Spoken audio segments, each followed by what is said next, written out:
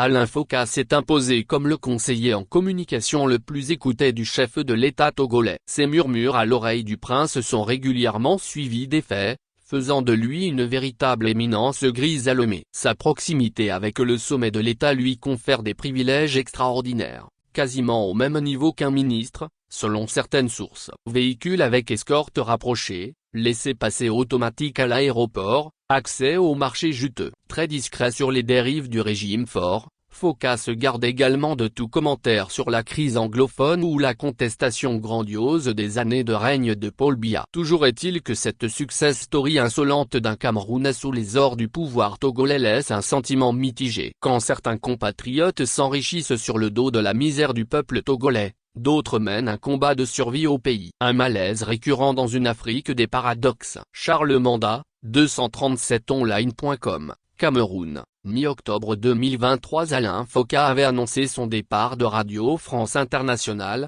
RFI, après 31 ans de service. Selon des amis et proches du journaliste camerounais et l'intéressé lui-même, les raisons du départ seraient liées au fait que M. Alain Foka n'aurait jamais cessé de réclamer un point de vue africain sur la marche du monde et que ces derniers temps, le diplômé de Sciences Po Paris, détonne avec des points de vue qui épousent sans langue de bois celle des milliers d'Africains. Le narratif d'une Afrique qui réclame de plus en plus fortement une vraie indépendance et la fin de l'ingérence de l'ancienne puissance coloniale française dans ses affaires internes. En d'autres termes, Alain Foka épouserait de plus en plus des thèses panafricanistes, hostiles aux intérêts français. En un mot, il se serait vu assigner, par le destin, une mission panafricaniste, dont les contours et l'immensité du travail dépasseraient le petit monde de Radio France Internationale, RFI. Voilà à peu près les raisons qu'avancent Alain Foka et ses amis pour expliquer sa supposée démission de RFI. Pourtant, d'après nos recherches, Alain Foka ne serait pas parti de RFI de son propre gré. Il aurait été licencié ou prié de partir pour la raison suivante: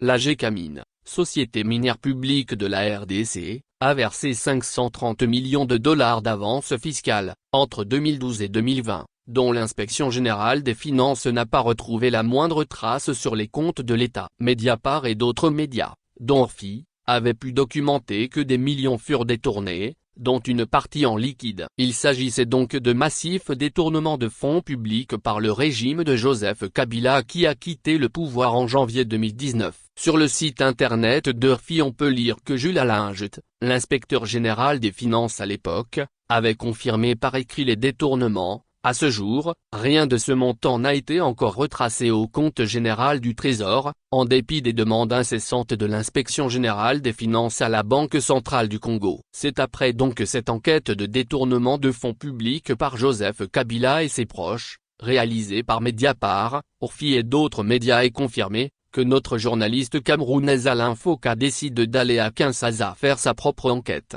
une contre-enquête. En interviewant l'inspecteur général des finances, IGF, Jules Alingette interview qu'il publiera sur sa chaîne YouTube avec les logos officiels d'RFI et France 24 pour disculper le camp Kabila. Après donc cette interview ou enquête, réalisée par Alain Foka le 25 novembre 2021 à Kinshasa, le syndicat des travailleurs en France, la CGT, Confédération Générale du Travail, avait, à l'époque, exprimé son indignation en ces termes: Alain Foka est-il au-dessus de ses obligations légales? A-t-il le droit d'utiliser les marques RFI et France 24 pour son propre compte sur sa chaîne YouTube et de salir l'image de nos confrères qui ont travaillé sur cette enquête pendant 9 mois?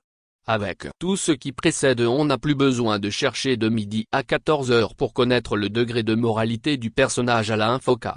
On comprend aujourd'hui qu'il a dû quitter la radio française RFI sur la pointe des pieds, licencié ou prié de partir. Ça revient au même. Maintenant que M. Foka est renvoyé d'RFI, lui qui se voit un destin panafricaniste, créé avec des amis, Mansa, une structure ou une entreprise qui se serait assignée pour rôle, l'unité de l'Afrique et surtout la libération et l'émancipation totale du continent noir vis-à-vis des puissances néocolonialistes, comme ils le disent eux-mêmes. Mais seulement, le promoteur d'une telle organisation, s'il était sérieux et veut qu'on le prenne au sérieux, ne va pas s'installer dans un pays sous le joug d'une dictature familiale depuis plus d'un demi-siècle. Et l'extrait d'un site camerounais du début de notre texte, relatif à la proximité de M. Alain Foka du centre du pouvoir togolais, dit tout sur le caractère intéressé de la présence de l'homme au Togo, malgré la dictature, malgré les massives violations des droits humains, et malgré surtout les malversations financières, organisées depuis le sommet de l'État,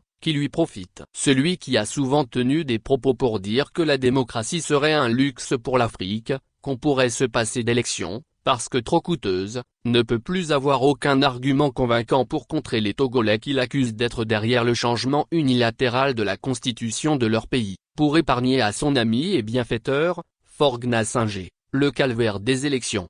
Il va sans dire que l'organisation d'une telle conférence bidon au Togo, comme Alain Foka et ses amis projetaient de le faire, aurait servi à légitimer le régime de dictature Gnassingbé vis-à-vis du reste de l'Afrique et du monde. Une insulte et une humiliation de plus pour les Togolais qui sont actuellement vent debout contre la mauvaise gouvernance de Faure Gnassingbé qui n'a que trop duré, et qui ne demande que le départ sans condition du dictateur. Après avoir lu des passages du communiqué de Mansa relatif à l'annulation de leur rencontre sous la pression des Togolais et des Togolaises, nous avons l'impression que le dicton « le chien ne change pas sa façon de s'asseoir » pourrait s'appliquer au comportement arrogant et irrespectueux envers les Togolais de M. Alain Foka.